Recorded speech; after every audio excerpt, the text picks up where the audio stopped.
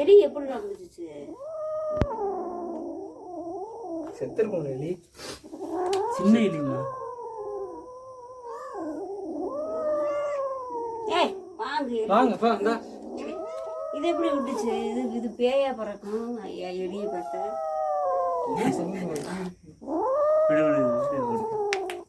அட அதை வெளியே கூட